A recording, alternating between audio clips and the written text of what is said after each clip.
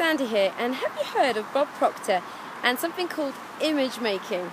So what is this battered old card and what's that got to do with anything? Well, I'm going to explain in a second, but basically I was doing a hangout I do every morning, and this story came to me so vividly that I knew I had to pass it on to whoever needs to hear it today.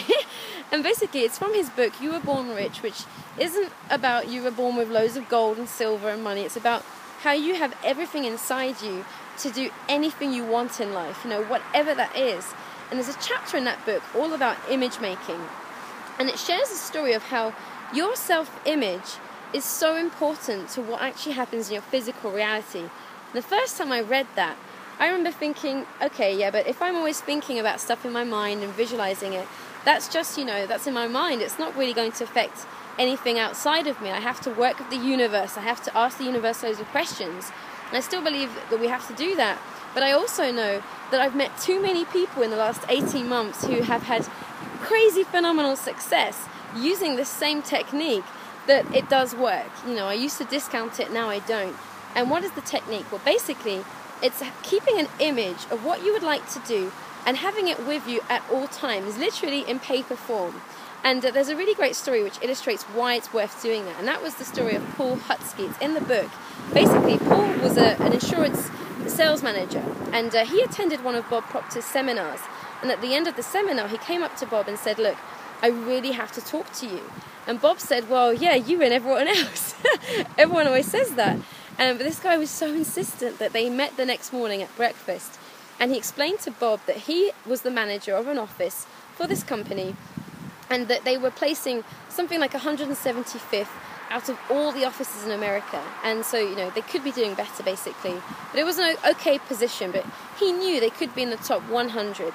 And he just couldn't seem to get them to go into the top 100. And as he spoke, Bob says he instantly knew what the problem was. And can you guess what it was?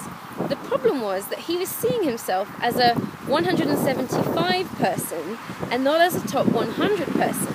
Because as the manager, the success of the office came down to him. And so Bob told him, you need to develop a self-image of yourself as already being in the top 100. Think about it. Think about what it would be like. Talk to your team as if you were already in the top 100. Carry yourself as though you were in the top 100. Write it down. Keep it with you. Read it several times a day.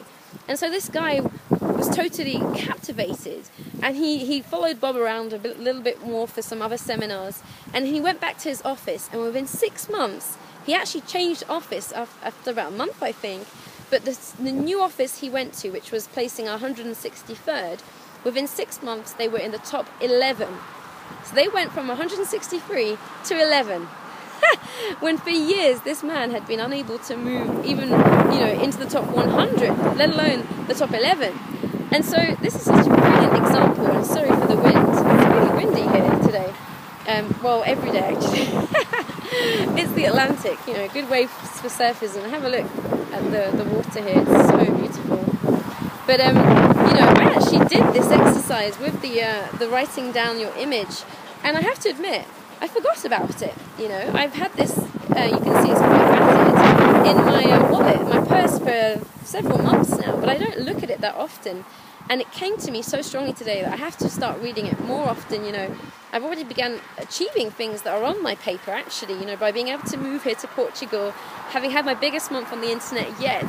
But I'm still, there's still a way to go, and I'm building an army of conscious change makers that have the time and the money to really help change the world, and that's going to take a little bit more work. So, I just wanted to share that with you, because if you don't have a self-image of where you would like to go written down somewhere, and you're not reading it several times a day, then start doing it. I'm going to start reading this again, and I know that it's helped me get to where I am now, and this is just the beginning. So that story from Bob Proctor can apply to anyone. You can be like Paul in the story, and I just wanted to pass that on to you. So I'm going to go and go actually to the beach now. We're going to a beach called Windshow Beach this evening with my friend and Chico, so I'm quite excited. So I better get home. I'll see you soon.